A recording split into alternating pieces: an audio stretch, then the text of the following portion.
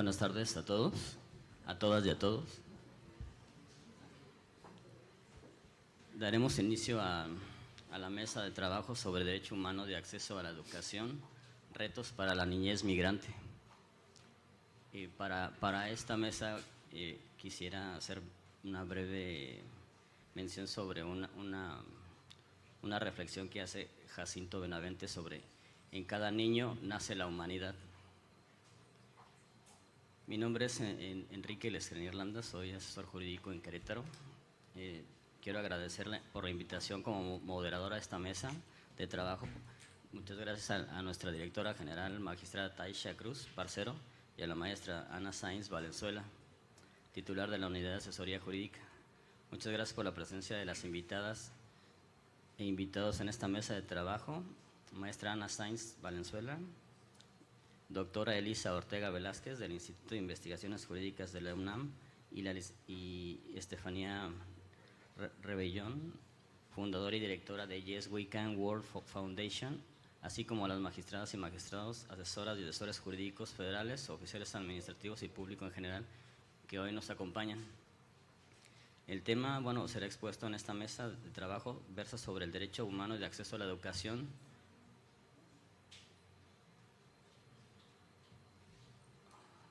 de la niñez en tránsito, retos para acceder a una escuela regular.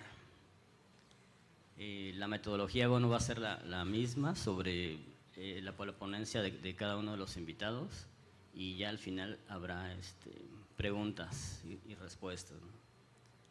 En primer momento, escucharemos a la doctora Elisa Ortega Velázquez. Ella es investigadora titular de tiempo completo en el área de Derecho Internacional del Instituto de Investigaciones Jurídicas de la UNAM. Pertenece al Sistema Nacional de Investigaciones del CONACYT. Nivel 2, es licenciada en Derecho por el Instituto Tecnológico Autónomo de México, ITAM, y es maestra en Derecho Público y doctora en Derecho por la Universidad de Carlos III de Madrid.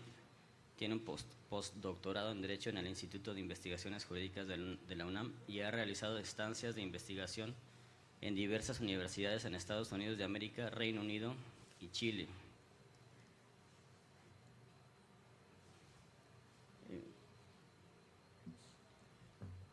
En los últimos tiempos, la atención educativa a niñas, niños y adolescentes de familias migrantes en México se ha complicado por el cambio de la dinámica migratoria. De acuerdo con datos de la organización Save the Children, se estima que en 2021 más de 170,000 niños, niñas y adolescentes cruzaron el país sin compañía adulta, con rumbo a Estados Unidos. 75,592 ingresaron a México de forma irregular y 31,607 solicitaron se les reconociera la condición de refugiados. Estas cifras inéditas muestran la magnitud del problema. Hasta hace poco México era territorio de paso. Hoy, ante las dificultades para ingresar a Estados Unidos, la población migrante se ve obligada a quedarse en el país, situación que dificulta la atención educativa tanto en estados del sur como donde las madres y los padres de los niños, niñas y adolescentes se emplean en fincas cafetaleras, como en el norte, en especial en Sinaloa, Sonora y Baja California. Sin mayor preámbulo, le cedemos la palabra a la doctora.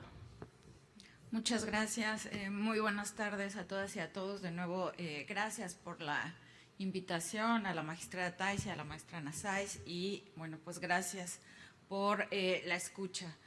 Yo voy a dar, un panorama muy general para después enfocarnos en lo que la licenciada Estefanía tiene para compartirnos sobre la experiencia práctica de lo que viven niños y jóvenes en materia de acceso a la educación aquí en Tijuana.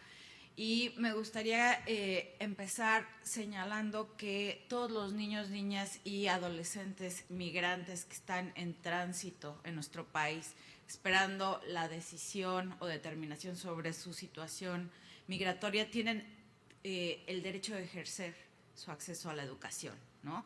Que es fundamental para su bienestar, para su desarrollo integral. Y de acuerdo con el marco normativo vigente, ¿no?, deben de tener acceso a la educación pública y gratuita, ¿no? Además, es importante considerar que la escuela representa un espacio seguro que los aleja de violencias de diversa índole a los niños y los jóvenes en situación de migración, ¿no? El asistir a la escuela les ayuda a recuperar las rutinas, les da una sensación de seguridad, de estabilidad y de normalidad que el desplazamiento forzado les arrebata cuando tienen que salir de sus lugares de origen, de sus comunidades de origen. También la escuela les puede proporcionar un espacio único donde se les puede dar apoyo psicoemocional, ¿no?, del que se hablaba en la mesa anterior. Apoyo a través del juego, donde se pueden aprender y desarrollar habilidades socioemocionales y que son fundamentales, ¿no?, como la lectoescritura, que, como sabemos, son críticas para su desarrollo presente y futuro. La educación determina las trayectorias de vida que van a tener los niños y las niñas. Además, bueno, la inclusión en la escuela de la niñez migrante permite enriquecer las aulas a través del intercambio cultural, la multiculturalidad, la diversidad, el respeto y la apreciación de la diferencia, ¿no? Y también puede ayudar a la integración de las familias a las comunidades de acogida. Aquí en Tijuana, hace no mucho, se dio el caso de las personas ucranianas que estaban en espera de solicitar asilo. Pongo este ejemplo, ¿no?, para poner sobre la mesa cómo la raza y la clase de las personas que se encuentran en situación de movilidad, tristemente siguen siendo un determinante para el acceso o no, o para que se vea bien o no darles acceso, en este caso, a la educación, ¿no? En esos tiempos, ¿no?, que fue el año pasado, desde las autoridades aquí municipales de Tijuana, se veía como un área de oportunidad que se les diera acceso a los niños ucranianos a las escuelas, que se les diera acceso a las escuelas, ¿no? Se veía como una especie de intercambio cultural porque estos niños sabían hablar inglés, ¿no? Fue algo que se viralizó y que de pronto decimos, híjole, ¿no? Ese es el trato que han dado a los haitianos, a los venezolanos, a las personas que vienen de los países del norte de Centroamérica, ¿no? Ayer vimos que ya la composición ha cambiado de los niños migrantes a partir de este año, ¿no? Las nacionalidades top. Entonces, yo creo que eso es una llamada de atención para uno de los retos que tenemos en materia de acceso a la educación, que es la no discriminación, ¿no? Nos da como escozor hablar de temas de racismo y de clasismo, y yo creo que están más presentes que nunca en nuestras sociedades, ¿no? Quizás históricamente hemos creído que en México, por ser mestizos, ¿no?, estamos vacunados contra el racismo. Yo creo que no. Yo creo que nuestras realidades nos demuestran lo contrario, y este caso de los ucranianos, yo creo que lo ejemplifica de buena manera. Ahora, hablando en temas de normativa, ¿no?, yo sé que ustedes son expertos, pero conviene recordar, ¿no?, desde el ámbito internacional, que tenemos el acceso a la educación desde la Convención sobre los Derechos del Niño y la Convención Americana sobre Derechos Humanos.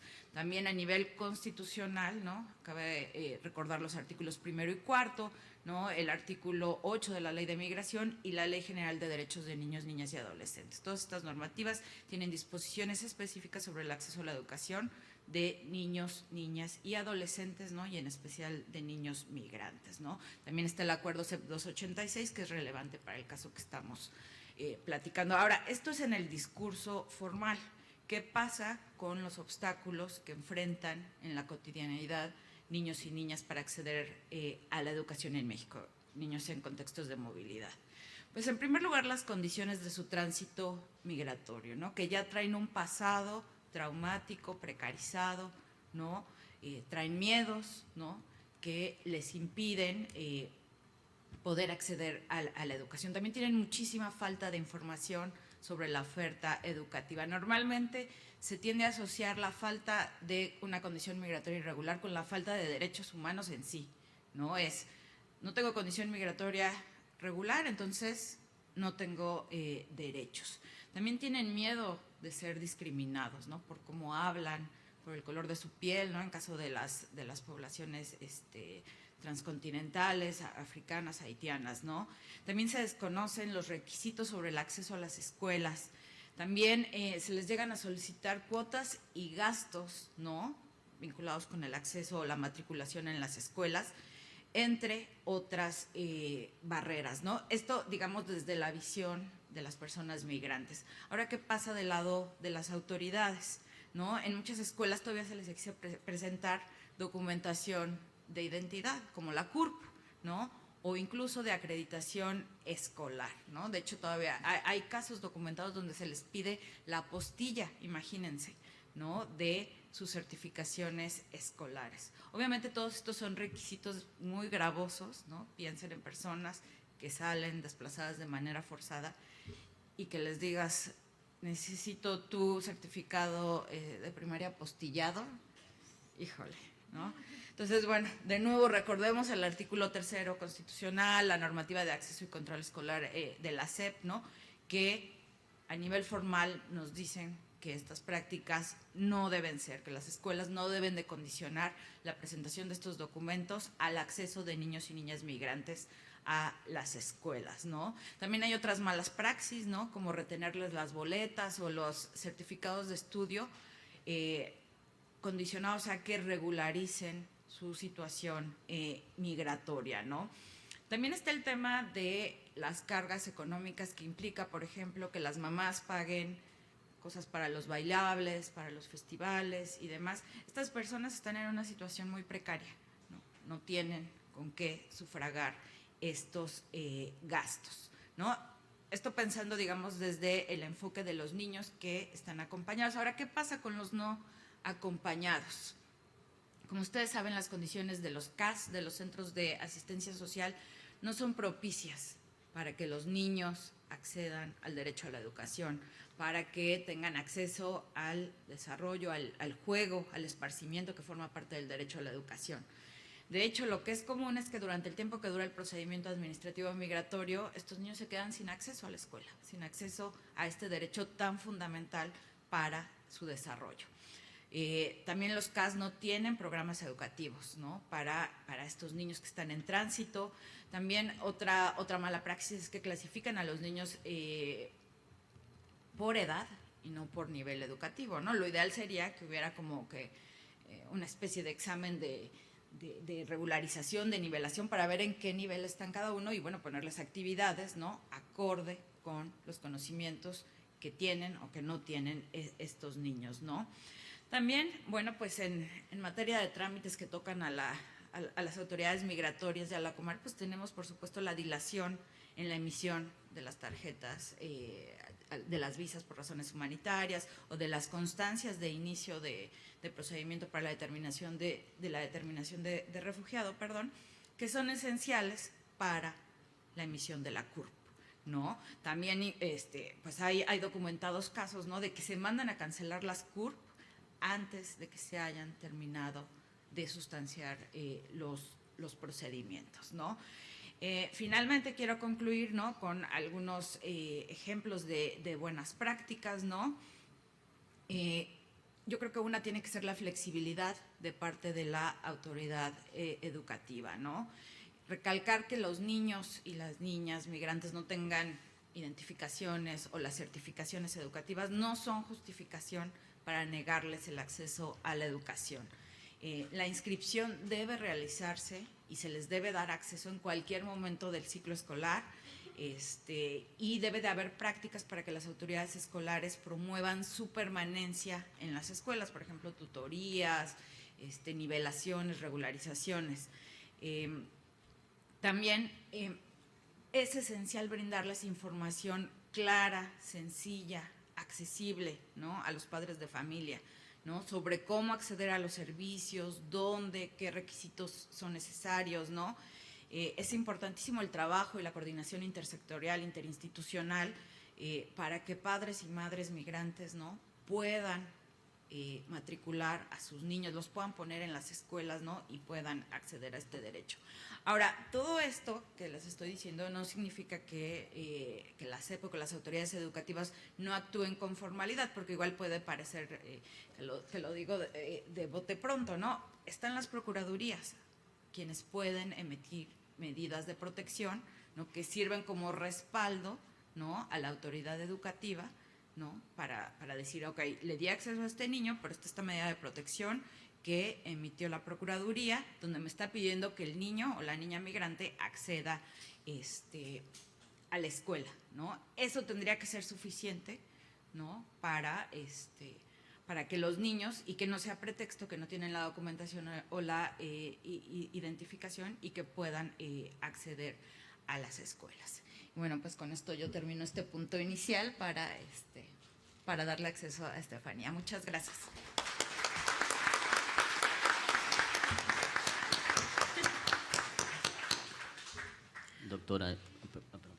Doctora, muy importante lo que mencionó sobre la flexibilización de las autoridades educativas respecto de la niñez migrante, sobre el que puedan emitirse estas como recomendaciones o constancias que emitieran las procuradurías para el efecto de que con ese documento pudieran acceder plenamente a los servicios educativos. Sabemos que por ejemplo, en las instituciones educativas rurales, en donde no cuentan con la información oportuna, niegan en muchos de los casos el acceso a la educación a la niñez migrante. Y por lo tanto, por ejemplo, con lo que mencionaba, hubo un caso en donde le exigían a la mamá que era de escasos recursos, de extrema pobreza, que comprara los uniformes. O sea, entonces, si no compras los uniformes no te damos acceso a la escuela. Entonces ahí cómo es posible. O sea, primero sí los admitieron al grado, ¿no? Y después de cierto tiempo, ahora tienes que comprar los uniformes, y si no los compras, te sacamos. Entonces ahí les limitaron el acceso, y obviamente pues a través de un juicio de amparo, pues bueno, tuvieron acceso a la educación, pero pues es cuando ya se promueve, ¿no? O si haces alguna gestión ante ese director, pues no entienden la situación, y muchas veces pues niegan totalmente el acceso, ¿no?, a la educación. Así es. Gracias. Le cedemos la palabra a la licenciada Estefanía. Sí. Buenas tardes a todos. Muchísimas gracias, maestra Ana, por esta linda invitación. Amiga, más de un año que estuvimos trabajando en iniciar varios proyectos. El día de hoy también nos acompaña Mario Medina de la Torre, quien es nuestro director general aquí en México. Les queremos presentar un poco el trabajo que llevamos en la ciudad de Tijuana por más de 4 años. Este 15 de julio cumplimos nuestros 4 años. También hemos laborado en Ciudad Juárez. Actualmente tenemos una escuela en Juárez, y también en Mexicali. En el 2020 estuvimos a punto de abrir en Matamoros, pero por la pandemia no pudimos continuar ese proyecto. Pero bueno, les vamos a comentar un poquito. Muchísimas gracias por ese gran resumen del contexto de la falta de la educación para los niños migrantes. Precisamente muchos de los puntos que menciona la doctora Elisa son la base de nuestro programa. Nosotros, cuando empezamos nuestra fundación, nos enfocamos 100% en precisamente darle el derecho a la educación a todos los niños, independientemente de su ubicación, estatus legal o antecedentes económicos. En el momento en el que llego a México, yo soy originalmente de Colombia, mi familia llegó a los Estados Unidos por asilo político. Llegué a los 10 años y pues llegué en la misma situación en la que muchos de los niños que están actualmente en la frontera de México llegarán a Estados Unidos. Por esa vivencia propia es que conozco personalmente las necesidades de estos niños y los obstáculos que los padres enfrentan cuando están en estas situaciones, y por eso decidimos, cuando llegaron las noticias de las caravanas aquí en México, comenzar este proyecto con la mano del maestro Mario Medina, que nos ha acompañado en todo este trayecto. Nuestro enfoque es la educación de los niños migrantes. Nosotros operamos básicamente una escuela de tiempo completo. Trabajamos todos los días del año, precisamente por lo que menciona la doctora, que los niños migrantes no tienen el privilegio de asistir a una escuela con un calendario formal. Los niños migrantes llegan todos los días del año, y es nuestra misión poder tener nuestras puertas abiertas. En base a los registros de nuestros estudiantes, nosotros no les pedimos ningún documento legal para entrar a nuestro programa. Nosotros trabajamos con diferentes albergues en las ciudades fronterizas, y dentro de 24 o 48 horas ya el niño que llega al albergue está registrado en nuestro programa. Nuestro programa también se enfoca en lo que mencionaba la doctora, en precisamente hacer un examen previo cuando llega el niño para determinar en qué tipo de nivel está actualmente, y nosotros trabajamos con ellos en base a eso, no en base a sus edades. Entonces tenemos diferentes grupos en nuestras escuelas, trabajamos con niños de 3 años a 15, lo que es preescolar, primaria baja, primaria alta y también secundaria.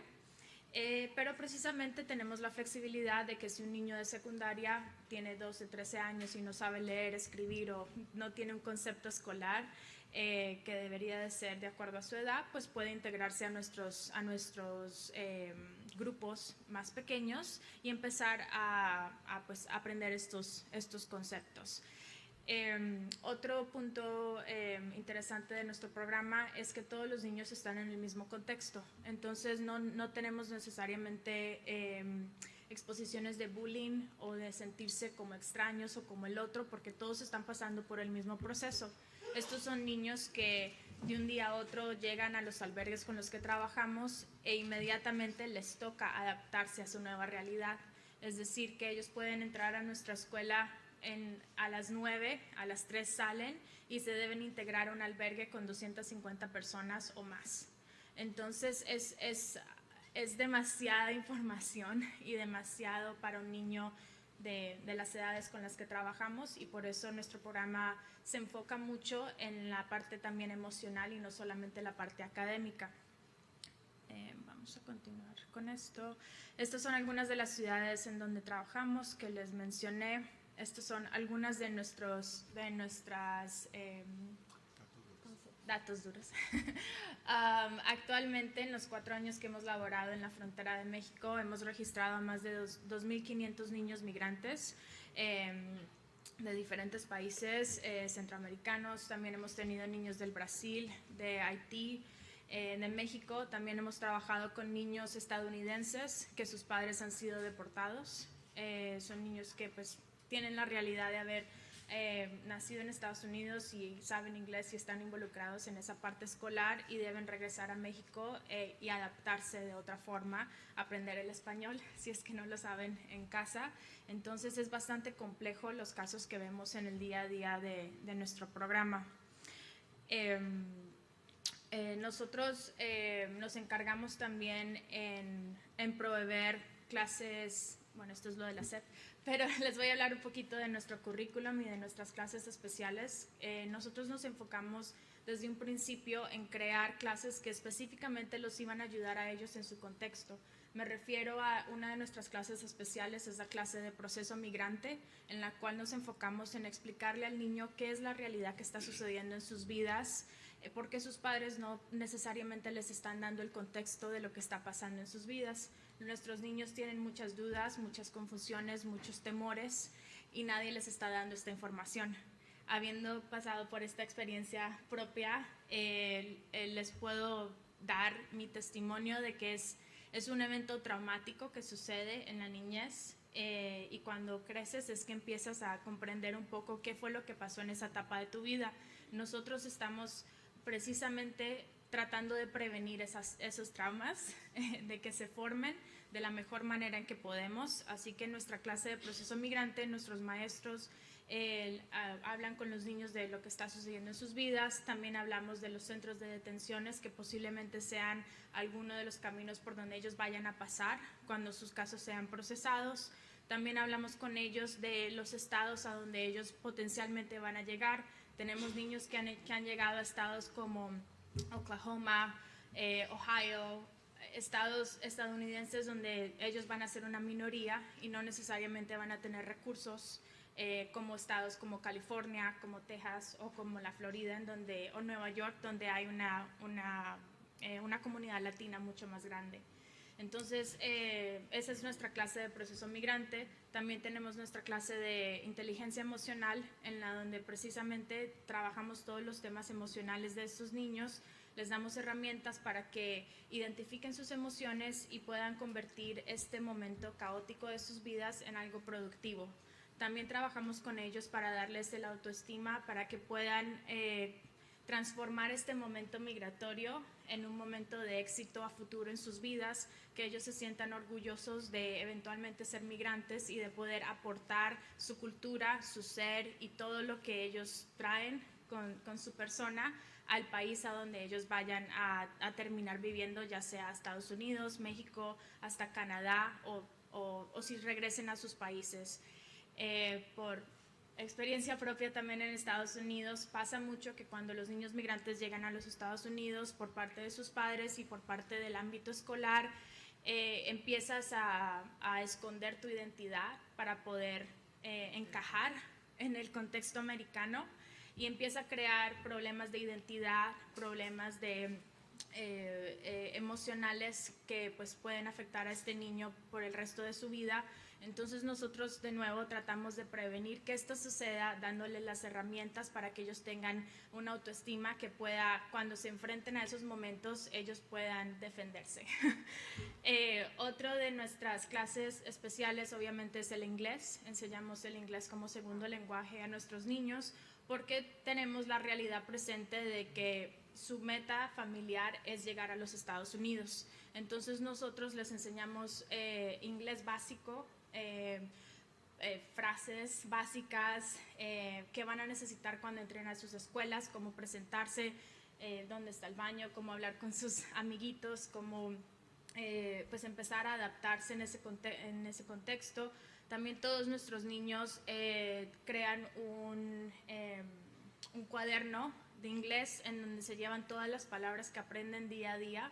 Nuestros niños aprenden de 10 a 20 palabras todos los días en sus clases, así que ellos se van con un mini diccionario preparados y armados para lo que van a enfrentar en los Estados Unidos. Esas son nuestras clases especiales y por supuesto pues damos las clases requeridas por la SEP, que fue lo que nos llevó al slide que pueden ver ahora, que es nuestro convenio con la SEP. Desde un principio siempre hemos estado enfocados en hacer las cosas bien y en hacer un impacto permanente en las vidas de los niños con los que trabajamos. Así que desde un principio que empezamos este proyecto le pedimos el apoyo al maestro Mario de guiarnos hacia esa meta de lograr que nuestro programa y nuestro modelo educativo Yes We Can fuera reconocido y validado por la SEP. Me da mucha felicidad compartir con todos ustedes el día de hoy que nuestro convenio pues fue firmado el año pasado. Al principio era un convenio anual y ahora es un convenio indefinido por muchísimos años. Y pues la meta precisamente con este convenio es que pudimos lograr que la SEP reconociera todas estas flexibilidades que requiere a poder apoyar a un niño migrante bajo el contexto de la SEP. Entonces, todos nuestros niños actualmente reciben validación de su tiempo que están con Yes We Can. Quiere decir que si están con nosotros un mes, 3 meses, 6 meses o un año, ellos se van a ir con una constancia de sus estudios que puedan usar para ya sea escuelas en México o escuelas en Estados Unidos para poder validar el tiempo que estuvieron con nosotros y que no lleguen a los Estados Unidos y los hagan regresar 1 o 2 o 3 años, lo cual sucede en muchas ocasiones.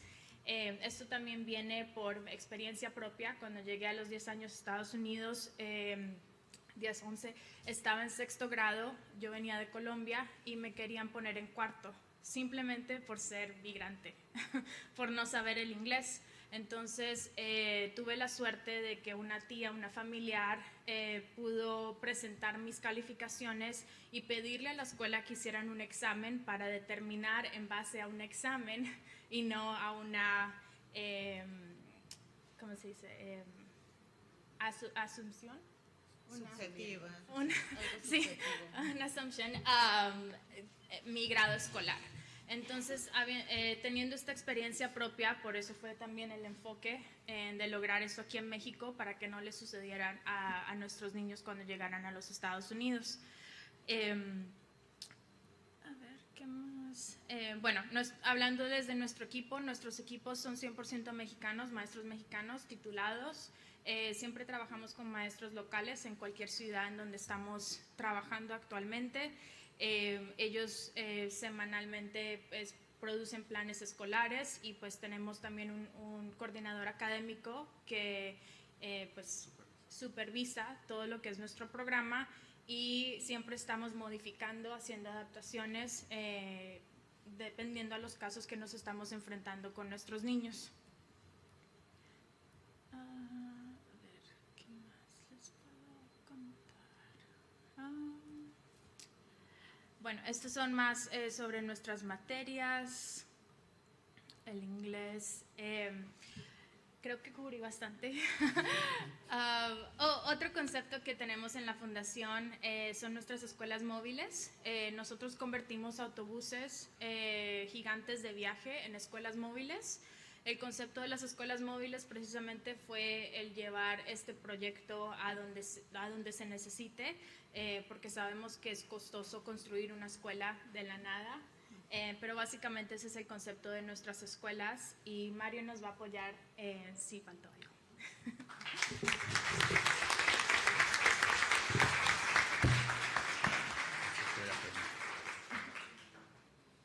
¿Esperaría alguna pregunta?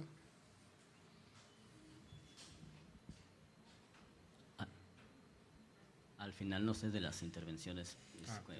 No sé si... Sí, de una vez. Sin quitar tiempo, porque la verdad lo que me interesa es que escuchen a Estefanía, que tiene un proyecto padrísimo, y además con este enfoque de derechos, que es lo más importante. Yo nada más quiero un poco reforzar algo que ya dijo Lisa. La escuela va más allá del aprendizaje formal y es todo este entorno de seguridad. Y quiero poner un caso que es el de un proyecto que se llama Jóvenes Promesas, que es un proyecto en el que algunas escuelas de Guatemala, El Salvador y Honduras detectaron a niños, a niñas o niños que estaban corriendo algún riesgo muy grave de que los captara una pandilla. Y entonces, ¿qué hicieron? Ellos, a través de los maestros, a la hora de hacer esta detección, lograban trasladar a los niños con una beca para estudiante a Puebla. Y en Puebla, este proyecto que se llama Fe y Alegría los apoya también en Puebla a través del CIDE y creo que Amexid también es parte de ese proyecto, pero lo que hacen es que ese niño o niña en riesgo lo trasladan un año escolar por lo menos a vivir a Puebla y entra a un Cebetis, me parece que son los Cebetis, y ahí en Puebla tienen una familia de acogida, en donde tiene comunicación con su familia incluso de origen, y logran de esta manera rescatar a la niñez de este tipo de riesgos. Entonces es bien interesante este modelo porque me parecía importante compartírselos, está escrito a detalle, lo escribe mucho el doctor Carlos Heredia del CIDE, de repente hay un par de referencias de él que con mucho gusto comparto, pero lo que quiero exponer, y yo creo que Estefanía lo sabe, es esta manera de proteger y alejarlos de los entornos riesgosos. Y la escuela es clave para eso y también para lograr esta inserción y este vínculo social. Y como ejemplo, otro tipo de ejemplo que me tocó ver muy de cerca, muy bonito, fue el del movimiento Yo Soy 132. Yo soy más grande que ustedes, pero seguramente nos acordamos, que surgió con muchos chavos de preparatoria a la hora de quererse enterar de cómo estaba la elección presidencial. Y llegaron a través en la prepa Ibero fue donde empezó, pero empezaron a movilizar muchos chavos de preparatorias para hacer observación electoral. Y esto es algo que también surgió en el entorno escolar y se conecta directamente con la vida política y los derechos políticos que también vemos muy limitados en los estudiantes. Por eso es bien importante esta clase de la que habla Estefanía, de que les hablan de su contexto y de su realidad migratoria, y eso finalmente los sitúa como seres políticos en una sociedad. Entonces, creo que la escuela, el derecho a la escuela, más allá de la parte, digamos, de adquisición de conocimientos, podemos verla como un entorno de protección, de vínculo social y de preparación incluso para la vida política. Entonces, creo que tenemos que tener la importancia de este derecho y de verlo como a la par. A veces los derechos económicos, sociales y culturales para las personas migrantes no son, digamos, tan reconocidos porque estamos todo el tiempo en la supervivencia, bueno, en que no lo deporten, en que no lo detengan, en que se atienda una emergencia médica, pero hay que ver que esta dimensión de los derechos económicos, sociales y culturales tiene la misma importancia que los primeros, ¿no? Que el derecho a la identidad, que el derecho a la vida o a la libertad. Entonces, esto creo que hay que ver el derecho a la educación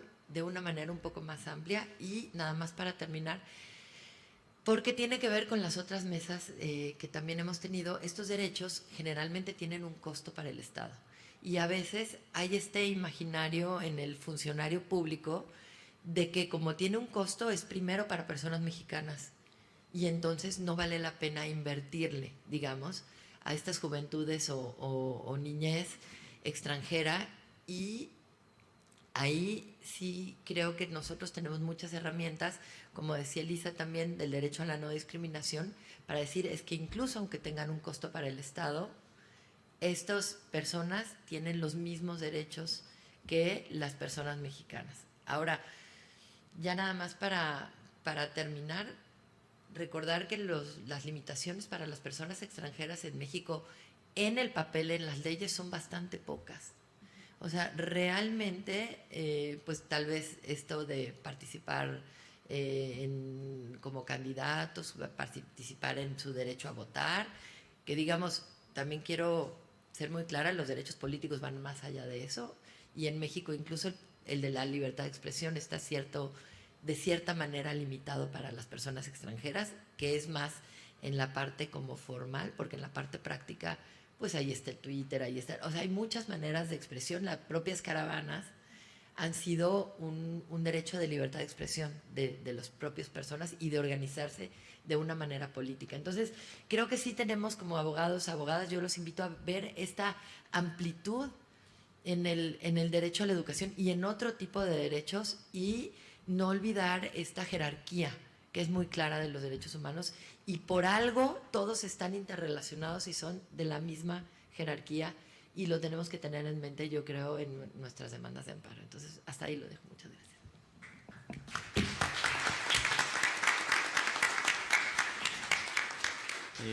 Qué importante, maestra, lo que comenta la licenciada Estefanía sobre el sistema, el modelo educativo que manejan en Yes Weekend, porque incluso puede adoptarse para el interior de la República, o sea, en el sentido de admitir a la niñez migrante a las escuelas sin exigirles ningún documento, ¿no?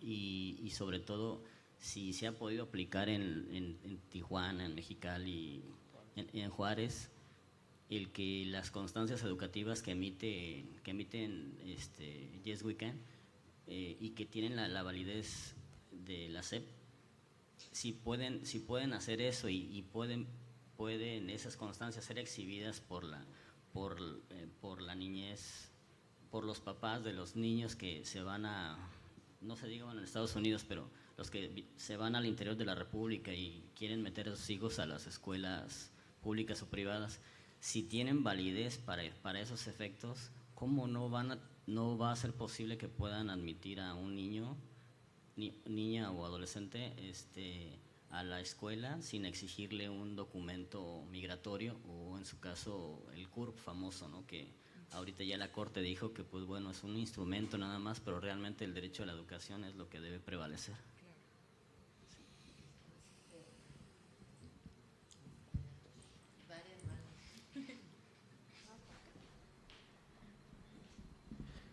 ¿Qué tal? Bueno, escuchando la totalidad de las tres mesas que se plantearon el día de hoy y también el día de ayer, creo que mucho lo que enfocamos en la defensa a favor de las personas migrantes es en esas obligaciones que tiene el Estado de garantizar y proteger los derechos humanos. Pero algo que pienso que nos falta ahondar más es en esa obligación contenida también en el artículo 1 constitucional de promover estos derechos humanos, por ejemplo, en derecho a salud, trabajo, educación, buscar que los titulares de las secretarías se enfoquen más en llevar a cabo esta promoción, tanto al grosso de la población, hacerle saber cuáles son los derechos que tiene, pero también dirigido a los integrantes de estas dependencias. Decirle, tú no le puedes violar el derecho a la educación, por el contrario, tienes que permitirle, y flexibilizar los requisitos, ¿no? No esperar a que alguien venga, promueva un amparo y un juez te lo ordene. Creo que en eso habría que ahondar un poquito más y ver qué medios de defensa podríamos implementar para forzar sobre todo creo que es a los titulares de las dependencias a llevar a cabo una mayor promoción.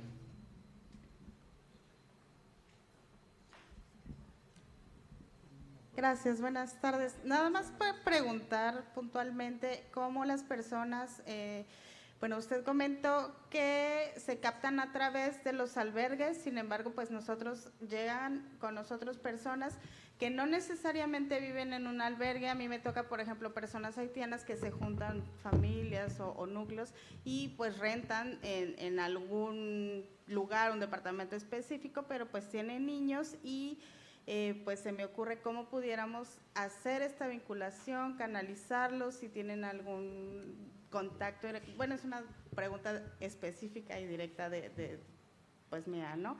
Para ver cómo podemos ayudar a los niños a acceder a este derecho, específicamente con ustedes, porque lo que comentaba precisamente en la mañana con un compañero, yo no he advertido en Baja California, bueno, en Mexicali específicamente, o que alguien me diga, no he podido acceder, al contrario, creo que hay una apertura para los niños migrantes en Mexicali para acceder a la educación, ¿no? Hay vínculos incluso con el Estado, en donde nos invitan a ferias, este tipo de cosas, en donde la última fuimos con OIM y ellos invitan a varias organizaciones o dependencias estatales. La última vez una persona que no recuerdo su cargo, pero de educación pública, me dijo, aquí está mi número, si tienes casos, refiéremelos para que ningún niño se puede quedar sin educación, ¿no? Entonces,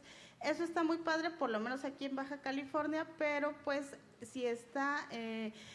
Yes We Can está enfocada específicamente en esta niña, sí me interesaría saber cómo podemos trabajar en ese sentido. Gracias. Bueno, sí, trataría de contestarle. El programa de Yes We Can o el modelo está dirigido a estar cerca o dentro de los albergues y donde haya un número considerable de niños, porque obviamente hay un costo operativo. Por lo menos pedimos que haya de 80 a 100 niños para que pueda costo-beneficio ser productivo, ¿no?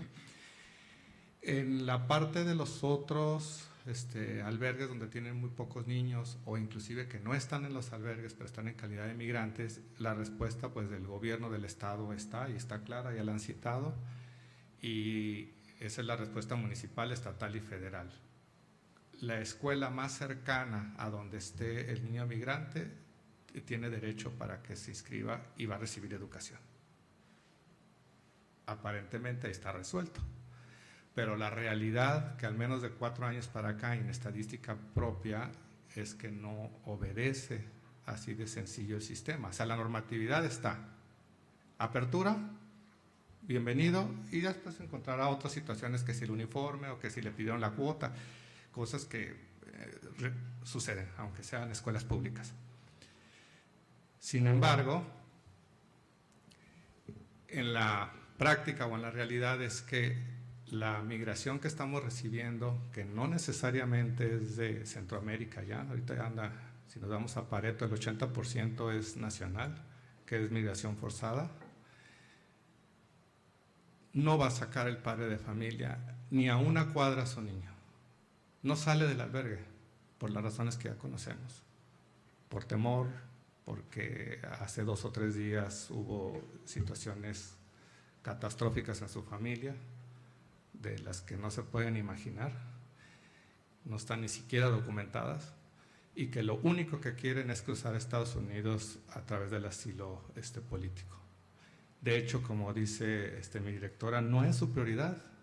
En términos reales, para el padre de familia no es su prioridad la educación de los niños. Esa es una realidad. Entonces, el modelo Yes We Can es estar ahí y decirle, llegaste ayer, puedes entrar hoy.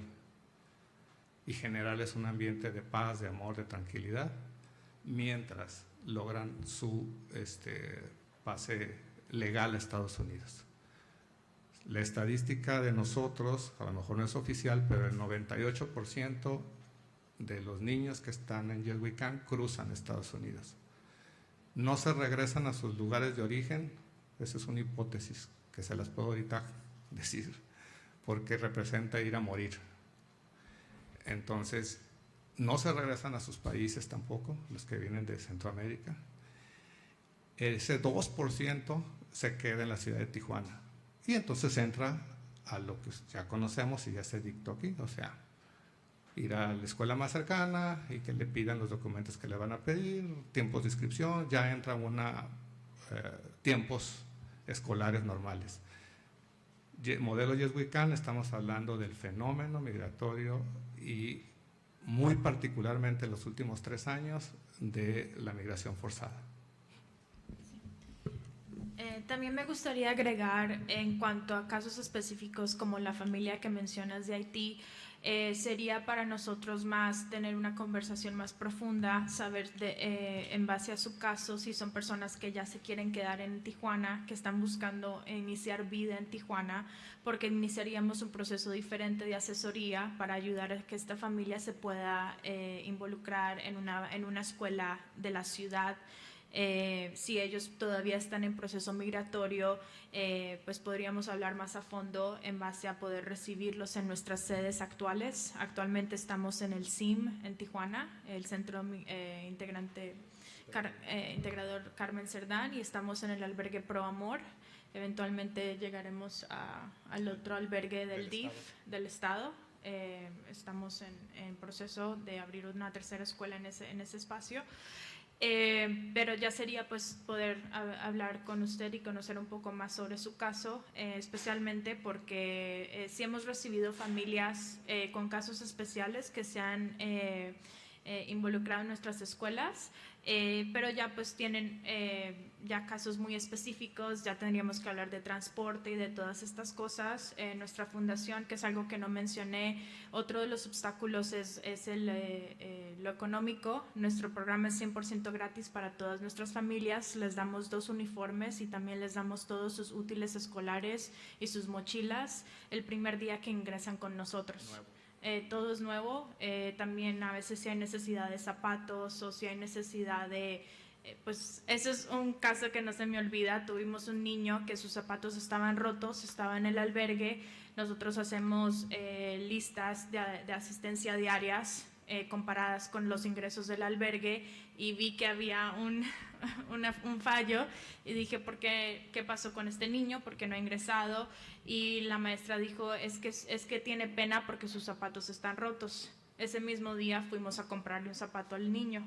Entonces nuestro programa es muy en acción el día. Hemos tenido niños que necesitan lentes, hemos tenido niños que llegaron a nuestras escuelas con un brazo roto por su trayecto migratorio y sus padres no tenían el recurso para llevarlo a un doctor. Ese mismo día Mario nos apoyó con ese proceso. Entonces siempre tenemos la apertura de llegar a esos casos especiales, y es solo básicamente pues estar en comunicación para poder ayudarlo específicamente a la familia que ustedes están apoyando. ¿Qué tal? Una pregunta rápida. ¿Qué consejos o estrategias podrían darnos a sociedad civil, profesores, abogados litigantes, abogadas, sobre la promoción a los derechos sociales, exclusivamente el derecho a la educación, sobre todo en el contexto que últimamente estamos viviendo de forma global, en el sentido donde parece nada más que los derechos a la educación son una cosa de ciudadanos y no de migrantes, donde le pedimos al migrante que compruebe que sí puede estar dentro de una escuela y se replica un sistema medio injusto, por decir menos, cuando realmente es injusto, frente al migrante y le pedimos o le exigimos que demuestre su valía para poder estar en una institución académica. Entonces, ¿qué estrategias o consejos podrían darnos a la comunidad académica, abogados y demás, para poder promover este derecho a la educación? Muchas gracias. Informar. Y sabemos que es un costo del Estado. Hace un mes aproximadamente estuvimos en un foro y estuvo el director municipal de atención al migrante y presentó un folleto muy bonito, muy lindo, pero quién sabe si ese folleto llegue a los migrantes. Y está perfecto, viene desde el que te ubiques, qué tipo de migrante eres, dónde están los restaurantes de tu nacionalidad, las escuelas, una serie de información básica muy bien hecho. Mi pregunta es si lo recibe el migrante. Sí, precisamente también compartiría un consejo importante, es invitar a las personas en posiciones de liderazgo a tener estas conversaciones, y diría un poco, no sé si la expresión correcta sea ablandar corazones, pero empezar a exponer que esta es una comunidad que necesita este tipo de flexibilidad, donde las reglas que existen no funcionan. Entonces, en vez de estar cerrados a querer, como dices, a la fuerza, hacer que una persona migrante con una experiencia muy diferente a una persona que está establecida en la ciudad, a forzarlos a entrar a un sistema que no funciona para ellos, es cómo podemos crear otro sistema diferente y empezar a tomar esa iniciativa, porque actualmente no existe. Nosotros pues hemos hecho esta iniciativa con los niños y esperamos que crezca y que se pueda replicar, y los invitamos a todos los que están aquí que se lleven este mensaje a sus comunidades, de empezar a tener esas conversaciones con las personas en posiciones de liderazgo y empezar a exponerles que he notado que siempre hay mucha resistencia al cambio y a las nuevas ideas por temor y por falta de información. Pero si tú puedes ser la persona que provee esa información y que provee esos datos y que provee, ya sea la experiencia de Yes We Can como ejemplo o la experiencia de otras fundaciones que están intentando hacer un programa parecido, entonces creo que esa puede ser una buena entrada para empezar a hacer esos cambios en la comunidad. Pero todo es voluntad.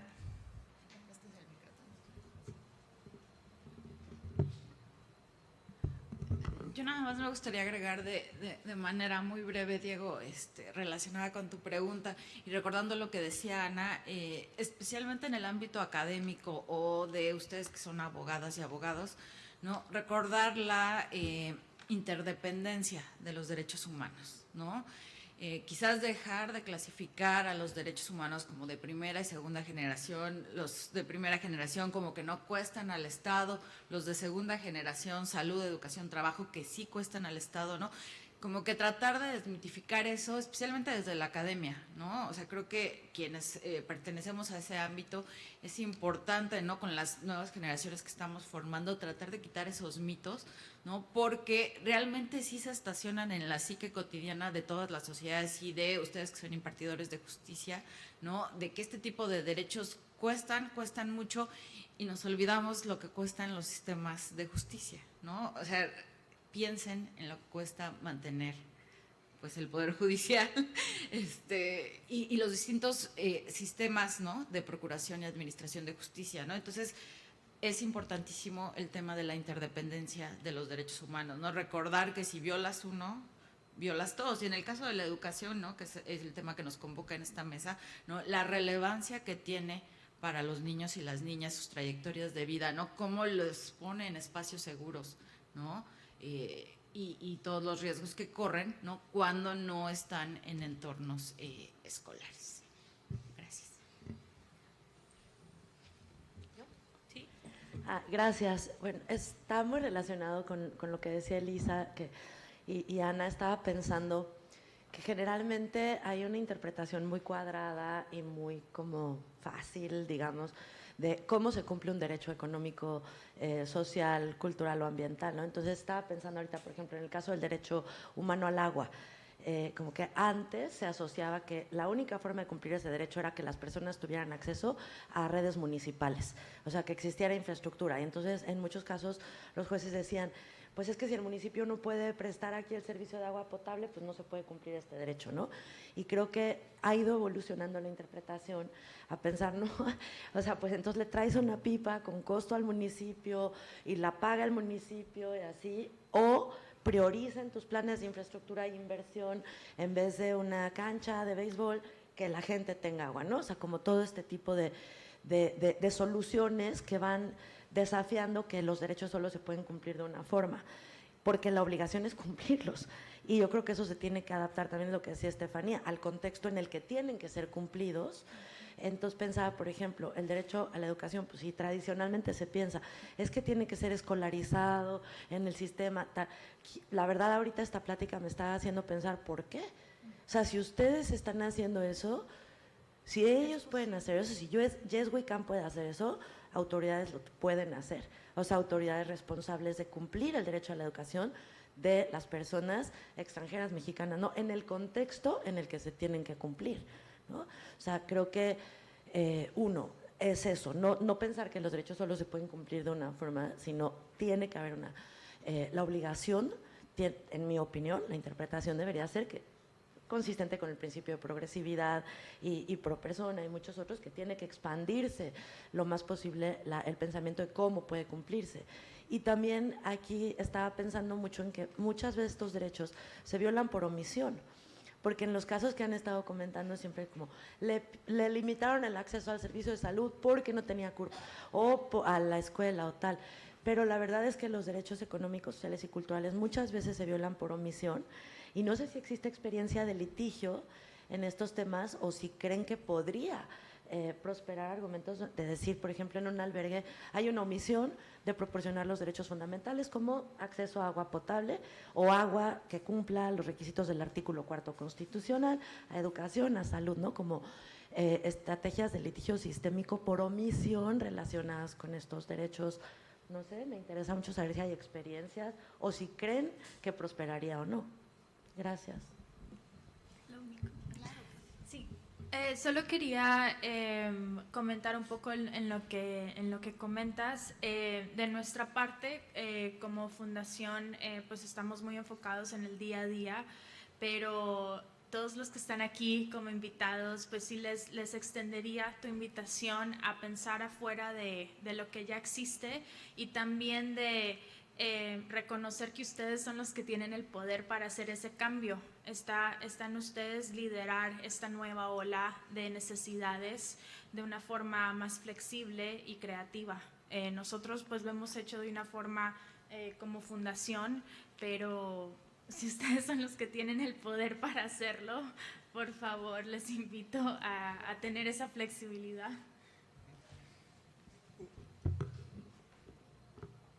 Un caso muy específico de salir de la caja lo vivimos nosotros con la pandemia. La indicación de salubridad fue que no había clase presencial y nosotros no interrumpimos un solo día en ninguna de las escuelas, claro, cumpliendo con la otra normatividad de salubridad. Entonces implementamos más lavamanos, gel, cubrebocas, bueno, todo el protocolo. Y en la práctica, y la fumigación, y en la práctica fue que no tuvimos casos de COVID. Tuvimos 2 maestros y fue externo en todo el proceso. Entonces, no es que nos queramos salir de la ley, pero a veces hay que tomar el riesgo y resolver esto, ¿no? Gracias. Sí, en relación a lo que comenta la licenciada Alejandra Rabasa, sí, efectivamente, dentro de los juicios de amparo, lo que hacemos nosotros, todos los asesores jurídicos, es precisamente combatir los actos de las autoridades educativas por acción u omisión, violaciones a los DESCA, o sea, los derechos humanos en esta materia, en donde se hace valer precisamente el interés superior de la niña, niño o adolescente, el acceso a la educación, y es como se han aperturado criterios muy vanguardistas en este aspecto. El problema que se ha visto en algunos casos es que al equiparar a las instituciones educativas a una autoridad, por ejemplo, en el caso de las escuelas particulares, ahí tiene mucho que ver los argumentos que le hacemos valer al juzgador y cómo los valora, ¿no? O sea, si efectivamente puede decir, para efectos de la inscripción sí es autoridad, para efectos de una expulsión no es autoridad, por decir. Entonces ahí es donde mucho tiene que ver el criterio del juzgador, y que obviamente si es adverso a nuestra demanda, pues tenemos que impugnar, ¿no? Entonces ahí va mucho en ese sentido, pues la valoración que hace el juzgador a esto. Y aquí, por ejemplo, tengo una pregunta para la licenciada Estefanía. ¿Han tenido acercamiento con autoridades federales, por ejemplo, o de otros estados de la República, para poder proyectar este modelo educativo y poderlo hacer extensivo al interior del país? No sé si… Nosotros siempre hemos tenido la apertura de replicar nuestro programa. Nos hemos enfocado más que todo en la zona fronteriza con Estados Unidos, pero sí hemos tenido, Mario puede hablar más sobre esto, varias conversaciones con personas federales y también del Estado en cuanto a cómo podemos duplicar y trabajar en equipo para pues llegar a muchos más albergues y a muchos más niños. En cuanto al centro del país, no necesariamente hemos entablado esas conversaciones. En el proyecto que íbamos a realizar con Ana estuvimos hablando sobre Monterrey, en su momento también sobre Ciudad de México. No terminó resultando con el grupo que estábamos elaborando el proyecto, pero sí diría que… Pero puede ser, sí es, por eso nuestra fundación se llama Yes We Can, que significa sí se puede. Literalmente le pusimos ese nombre porque cuando empezamos el proyecto, Kyle, que nos visita también, él es el cofundador. Nosotros no tenemos un background, una experiencia de fundaciones. Nosotros trabajamos en entretenimiento en Los Ángeles. Y siempre hemos tenido la iniciativa de resolver el problema, no importando cómo. Después nos damos cuenta de cómo hacerlo. Entonces, pues esa es básicamente nuestra misión, y siempre estamos abiertos y disponibles para trabajar. Sí. La disposición de la fundación, pues la acaba de decir Estefanía, y contestando o tratando de contestar también.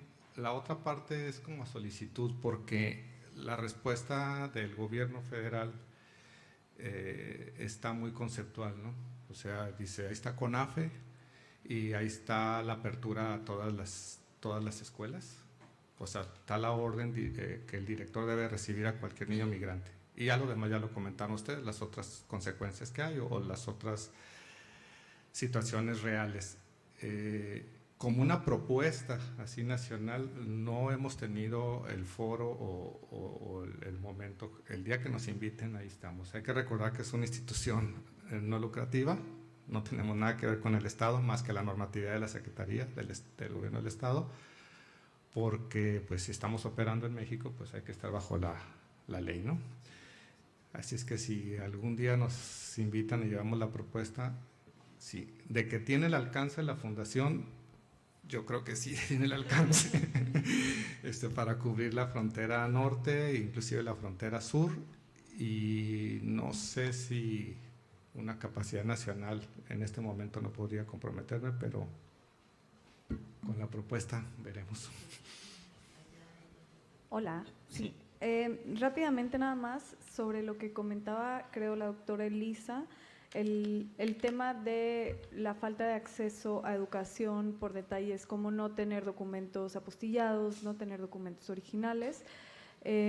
No sé si o no sé si ya lo mencionaron, pero creo que sería interesante para aquellos que están también litigando estos temas tomar en cuenta el artículo 25 de la Convención del 51, que habla sobre la ayuda administrativa, que dice que los estados tienen que tomar, obviamente vamos a estar hablando de personas refugiadas, ¿no? Que los estados tienen que tomar en cuenta que las personas no necesariamente pueden acercarse a las autoridades de su país para solicitar una serie de documentos, tomar en cuenta esta situación e incluso puede emitir documentos que deberían ser expedidos por las autoridades de sus países de origen, y estos se tienen que considerar válidos.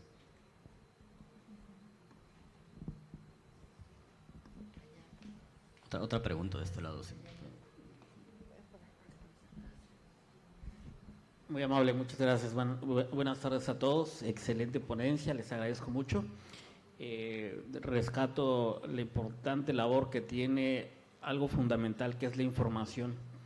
Muchos migrantes lo que pasa es que se salen a la aventura porque vienen huyendo de esa situación que los ha obligado a salirse de su lugar, pero vienen sin saber hasta dónde van a llegar ni qué van a hacer. Si los propios adultos tienen esa duda, los niños obviamente más. Nosotros a veces tenemos comunicación con niños en los albergues que no son propiamente del DIF, albergues de asociaciones, algunas veces en estaciones migratorias cuando esperan ser ingresados propiamente a albergues del DIF. No tenemos casi una entrevista con ellos hasta que nos permite el papá, la mamá, podemos hablar con su niño, a ver cómo está, qué le parece. Pero esa labor tan importante de decirle, mira, el proceso migratorio que te estás viviendo se debe a todo esto. A los papás propiamente que también están escuchando ahí, cuando les decimos qué es lo que va a pasar con ellos, se sienten aliviados porque vienen en un desconocimiento total que es la incertidumbre. Cuando tú ya le dices qué es lo que puede hacer, a dónde puede dirigirte, que ya les das más opciones. Entonces ya no es llegar a Estados Unidos, sino quedarse por acá. Esa es muy importante, esa es la primera. Segunda, quisiera saber si es que debería existir por cuestiones convencionales, pero como tal, la SEP tiene un programa permanente de acreditación que puedas llegar en cualquier momento y decir, mira, este niño viene, posiblemente esté cursando el 4º o 5º grado, puedes hacerle en cualquier momento un examen para determinar en qué grado va, porque eso sería importantísimo, es otra herramienta, porque el migrante muchas veces va a estar en ese albergue una semana, y en esa semana a lo mejor le das una herramienta más, ¿no? A donde llegues vas a tener acreditada tu escolaridad, y de ahí para real, ¿no? Sigue estudiando. Entonces, muchas veces ese es el problema, ¿por qué no está estudiando? No, pues es que no traemos nada, no traemos el documento y nos van a pedir más cosas. Y precisamente es eso, la prioridad, pues no es la educación en ese momento.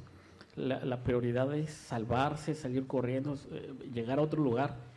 Posteriormente empezarán a ver lo del tema educativo, pero si a eso en cualquier momento podemos acudir a la SEP, si es que lo tiene, y si no a alguna institución como la suya, en el cual puede lograrse esa acreditación en cualquier momento, y creo que incluso podría ser hasta a distancia, y sería un impulso enorme para todos, para la educación migrante. Muchas gracias.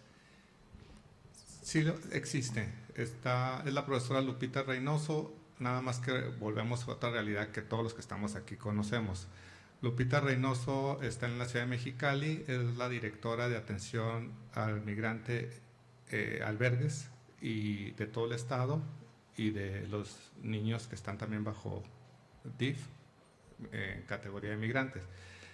Pero pues la profesora Lupita, con la cual trabajamos en coordinación, es ella y otras 3 personas en su departamento. Aquí en la ciudad de Tijuana hay 32 albergues, de los 32, 6 o 7 tienen niños y literalmente no les alcanza ni el recurso humano y ni el recurso económico. Entonces, en normativa y en cuestión legal sí existe, pero la realidad rebasa. O sea, sí existe, inclusive no solamente para los nacionales. Tiene contacto con el servicio consular. Si el niño necesita un apostillado o su acta de nacimiento, sabrá Dios qué documento de El Salvador o Nicaragua, lo tramitan con eficiencia, pero lo rebasa. Por eso es que cuando llegamos y que nosotros le estamos dando un servicio, entre comillas, al Estado, pues le estamos le estamos resolviendo una necesidad. Hola, buenas tardes. Yo soy de las pocas personas en este espacio que no es abogada y entonces me gustaría preguntarles acerca de cómo construyeron, del modelo educativo. Por lo que nos platicaba Estefanía, me suena que tienen una visión constructivista en el sentido de que la transmisión del conocimiento no necesariamente, o el aprendizaje no está determinado por la edad biológica, por ejemplo, o por la institucionalización de en qué grado escolar en teoría deberían estar los niños y las niñas. Entonces, eso, que nos compartan como un poco si su modelo tiene como esta base teórica constructivista y si en ese sentido tienen proyectado como en un futuro, no porque les esté pidiendo que hagan más de lo que ya hacen, que me queda claro que muy probablemente lo pueden hacer, pero pensando como en si proyectan tener algún modelo en el que los niños que son más grandes, los que ya son incluso como adolescentes, algún programa o proyección que tengan para incluirlos en su proyecto y que se conviertan en promotores, en maestros de otros niños y niñas que van a pasar por sus autobuses escuelas, ¿no? Es un poco relacionado con lo que decía el licenciado acerca de, ya que justo como uno de los pilares de su proyecto es que los niños estén informados acerca de cuáles son las circunstancias a las que se van a enfrentar y que sepan que el objetivo es que van a cruzar, ¿no? Porque eso es como el objetivo de sus padres y de sus madres, ¿no? Pero que probablemente, pues, si ellos quieren y si les gusta, pues quedarse, ¿no? E incluirlos en su proyecto como para una forma de seguir alimentándolo, ¿no? Esa sería como mi pregunta. Los casos de éxito de ella. Sí. Muchas gracias por esta pregunta. Nosotros actualmente trabajamos con niños de edades de 3 a 15 años. No trabajamos con niños de 16 a 18 actualmente. Nosotros, nuestra forma de trabajo en México es una forma de trabajo puente a Estados Unidos. Nosotros les damos seguimiento a nuestros casos en los Estados Unidos. De parte de Estados Unidos apoyamos a los padres en la inscripción de los niños en las escuelas porque muchas veces pues no tienen la información, tienen dudas, entonces hacemos ese acompañamiento una vez que entran a los Estados Unidos. No hemos precisamente trabajado, diría, con adolescentes en el contexto que nos presentas, de que puedan querer ser maestros o continuar. Me parece muy interesante la propuesta y es algo que definitivamente podemos considerar, especialmente de una forma tal vez voluntaria, remota, cuando ya lleguen a los Estados Unidos. Si tuviéramos la oportunidad de hacer algo parecido en México, creo que sería pues ya con personas que viven aquí permanentemente para poder tener el trayecto de tiempo necesario para poder desarrollar ese tipo de relación Las familias con las que trabajamos usualmente pasan en los albergues un mínimo de 3 meses, puede ser 3 a 5. Durante la pandemia tuvimos familias de 8 a 14 meses que estuvieron con nosotros. Entonces, creo que en ese sentido no sé si tendremos la oportunidad de desarrollar a un joven a nivel de que pueda pues integrarse como asistente de maestro o ese tipo, pero tal vez colaborando con las escuelas locales podría ser algo interesante.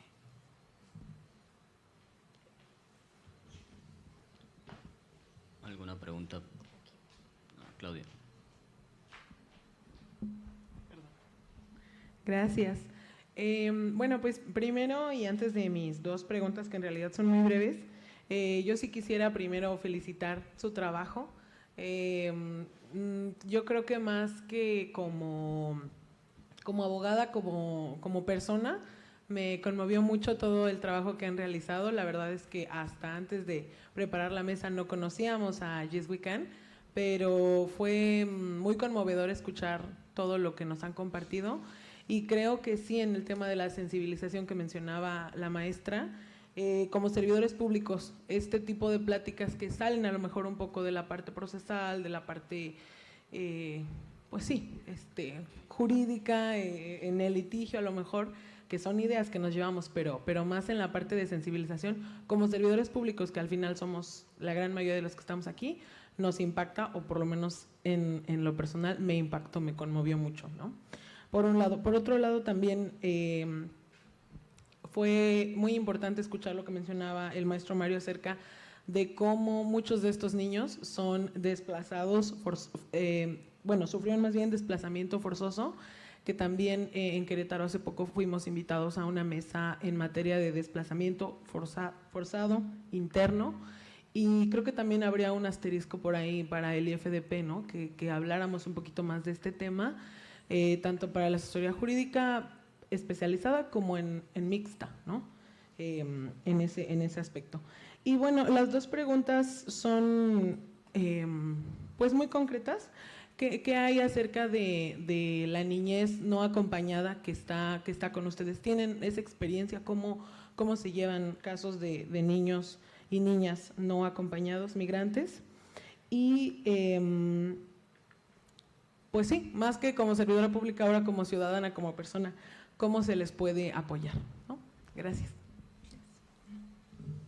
Realmente esta situación de no acompañado no es algo que nosotros tengamos que ver directamente, porque es una responsabilidad del albergue. Entonces, el albergue nos envía al padre de familia. Ya en la experiencia, la mayoría de los que hemos atendido, ya sea que venga con papá, con mamá o con la abuelita o con algún miembro de la familia consanguíneo directo.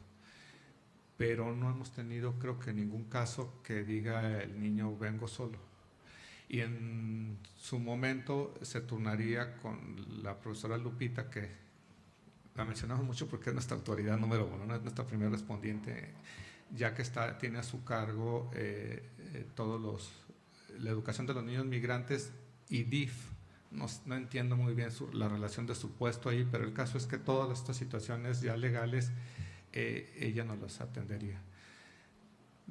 Pero no recuerdo yo haber tenido un registro de un niño no acompañado. Actualmente en la ciudad de Tijuana, los niños no acompañados son asignados al albergue INCA, el YMCA, y este albergue se encarga en trabajar también con el DIF de poder pues ubicar a los niños. También niños no acompañados, sus casos son más rápidos. Entonces pues sería para cruzar a Estados Unidos, porque usualmente ya tienen un sponsor, una persona que está supuesta a recibirlos. Entonces nuestra experiencia con los albergues que trabajamos son unidades de familias o madres solteras, como menciona Mario. Y muchas gracias también por tus comentarios.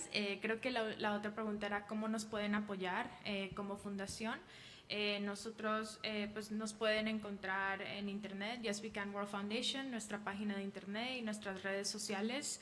En cuanto a apoyo, pues siempre estamos buscando voluntarios, fondos y también con sus expertise, no sé si se dice así en español, con sus expertise, si nos pueden ayudar a multiplicar este mensaje y también ver cómo podemos llegar a muchas más familias por la parte legal, pues sería muy interesante poder tener esas conversaciones y que pues puedan donar sus talentos y conocimientos a la fundación para poder ayudarnos a multiplicar la labor que ya estamos realizando. Sí, creo que sería importante abogados y abogadas que estén aquí en Tijuana o en Baja California, si se acercan con Estefanía al final y con el profesor Mario, creo que sería muy útil. Y solo decir, es bien importante, creo, conocer a la sociedad civil con la que nos movemos ahí, porque creo que hay muchas cuestiones que podemos colaborar. Como bien dijo Estefanía y Mario, están supliendo una obligación estatal y a veces sí es muy importante conocer este tipo de iniciativas que estén a nuestro alcance en los lugares donde trabajamos. Y por último, desplazamiento interno, pues es un tema que estamos tratando de mover, pero bueno, nada más el tecnicismo legal, ya está aprobada la Cámara, la ley en una de las cámaras, está parada, digamos, en proceso legislativo, y solo hay 4 estados de la República que tienen ley de desplazamiento interno, pero incluso así sí tenemos algunos casos en el IFDP de comunidades desplazadas. Son casos difíciles de litigar, pero bueno, ahí van avanzando y con mucho gusto les puedo pasar después unas fichas. Y parte de las mesas a las que fue abogada es que sí estamos tratando de impulsar más el tema dentro del instituto, respetando mucho pues ahora sí que toda la autonomía técnica que ustedes tienen en cada parte del país, pero estoy segura que sí les van a poder llegar los casos y la idea es que tengan esos conocimientos. ¿Alguna otra pregunta?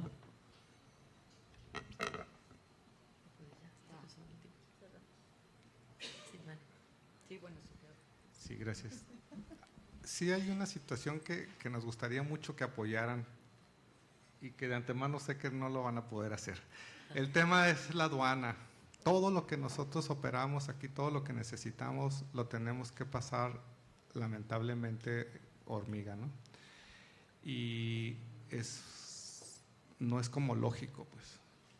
Entonces no hay, o pagamos el impuesto de los cuadernos, de los lápices, de las carpas, de todo. O el procedimiento que sí se conoce es tener el permiso para importación de no deducible, con deducibilidad de impuesto, perdón. Lo conozco perfectamente bien, pero aun cuando se tenga es un trámite muy engorroso administrativo. O sea, no es algo que puedas decir, es una importación normal que se lleva hasta una semana. Entonces, ojalá y que cuando llegue algún tema de estos a sus mesas puedan hacer algo. Sí, bueno, aquí Yes We Can, yo creo que por lo menos en la delegación se puede estudiar el asunto de maestra fiscal, ¿no? Bueno, sí, de hecho, en cuestiones fiscales somos competentes. Sí, por eso. Ustedes, exactamente, ustedes quedan exentos del pago de impuesto y demás, presentando los documentos necesarios para poder importar. En caso de una asociación que obviamente sin fines de lucro se tienen que ingresar libres de cualquier pago y gestión. Ahí pues si tienen alguna dificultad, sobre todo como están ubicados aquí en Tijuana, yo creo que sí se podrán apoyar con nuestros compañeros para también en determinado momento informarles si es necesario algún recurso legal que agilice y demás. O sea, yo creo que ahí sí podemos participar de manera activa con ustedes. Ya ves, también acá Yes We Can, Estefanía. Bueno, yo estoy en Matamoros y aprovechando, en un inicio mencionaron que estaba por ahí el proyecto de aperturar una parte de su fundación, una escuela. Ya ven que tenemos improvisados los campamentos por allá. Me interesaría saber si van a retomar ese proyecto también.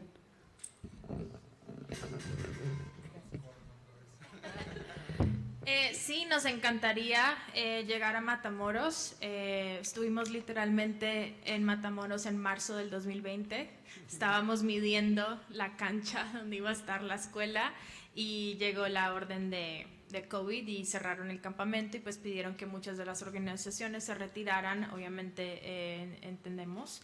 Pero sí, siempre estamos con la apertura. Es más, ya habíamos iniciado nuestro equipo docente en la ciudad de Matamoros y se detuvo todo el proyecto.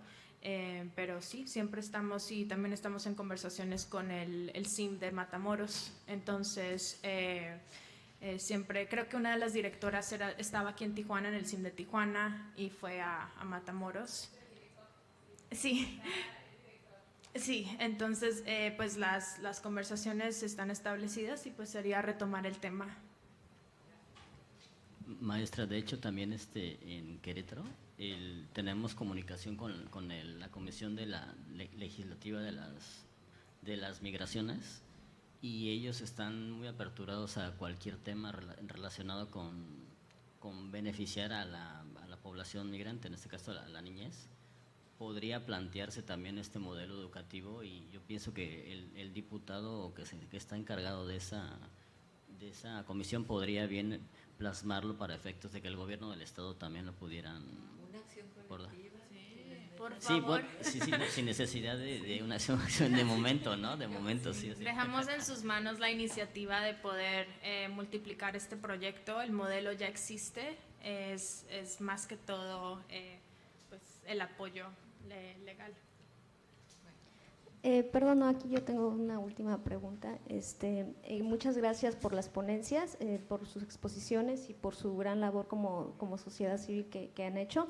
Mi pregunta es, dirigida igual a los compañeros asesores, si les ha tocado alguna situación, un caso particular respecto a un niño, niña o adolescente que requiera educación especial, que tenga alguna discapacidad especial, una necesidad específica, y si les ha tocado, y si no, en el caso concreto, ustedes como fundación, ¿cómo han podido atender esas situaciones particulares? Por favor, muchas gracias. Bueno, si lo recibimos con diagnóstico, ahorita aquí tenemos una niña diagnosticada con autismo, y buscamos el recurso, si lo tenemos dentro de la planta de maestros, que la mayoría, aparte de estar titulados, tienen alguna especialidad, algún posgrado, es atendido como caso especial. Si no está en la planta de maestros, entonces se busca el recurso. Eso sí, yo lo manejo por caso, pero así, por WhatsApp inmediatamente, no, nada de burocracia.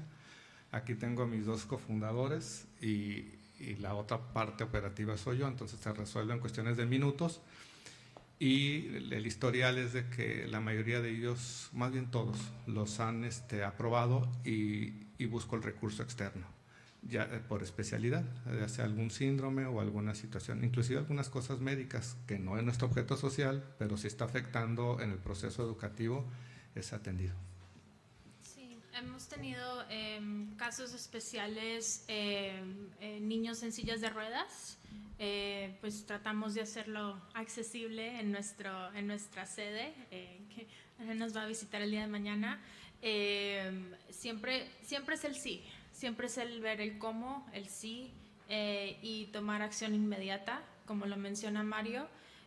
También hemos tenido experiencias con casos bastante extremos que necesitan apoyo psicológico, incluso apoyo médico de urgencia. Tuvimos una niña psiquiátrico que estaba en crisis y había que accionar en ese momento. Entonces, pues la fundación cubrió todo su proceso médico en el Hospital de Salud Mental en Tijuana. Entonces siempre estamos abiertos a buscar cómo apoyar a estos niños. En cuanto a niños que tienen deshabilidades como autismo o otros síndromes, usualmente sus casos son agilizados. Usualmente en los albergues, los abogados que apoyan a los albergues, estos casos pues les dan prioridad y no están con nosotros mucho tiempo, pero aún estén con nosotros un par de días, un par de semanas, siempre tratamos de ver cómo poder ayudarlos. Y la facilidad de nuestra fundación es que pues tenemos muy buena relación con los directores de los albergues. Mario siempre dirige todo nuestro equipo, entonces como lo mencionó, son acciones de momento que pues podemos apoyar. Sí, En el caso de la pregunta que hizo la compañera, ahí sobre asuntos que se lleven los asesores sobre acceso a la educación para personas con alguna condición, sí se llevan y obviamente al momento de ser planteados ante el que les den el acceso a la educación, pues si es negado por parte de la autoridad educativa porque no tenga en ese momento, bueno, la institución educativa no puedan atender a la persona por su condición, pues obviamente se busca, ¿no?, el medio de impugnación para que se le pueda atender, ¿no? Buenas tardes. Mire, yo soy asesor jurídico especializado en atención a personas con discapacidad. No sé de qué estado sea usted. Estado de México. Como sabemos, en el IFDP también contamos con asesores especializados.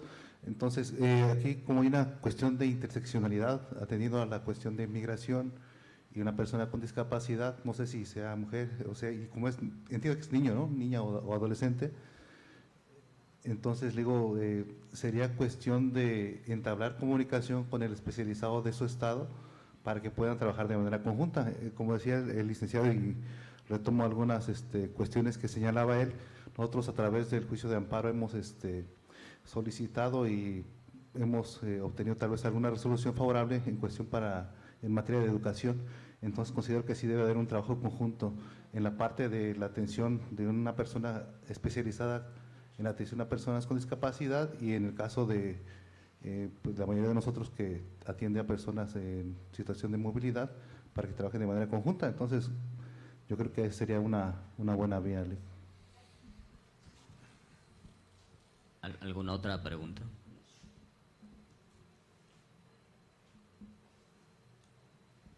Si no hay ninguna pregunta, pues bueno, cerramos la mesa. Les agradecemos mucho a los invitados su amplia experiencia que nos platicaron, y la verdad sí es muy interesante lo que comentan sobre el modelo educativo y el hecho de que se pueda implementar en todo el país. Es muy enriquecedor. Y pues sí, estos foros son muy buenos precisamente para poder sensibilizar a todos, ¿no? Y en este caso yo creo que con mayor importancia a las autoridades educativas, en este caso, para que puedan sensibilizar a su vez a los operadores, ¿no?, que tienen el acceso a la educación.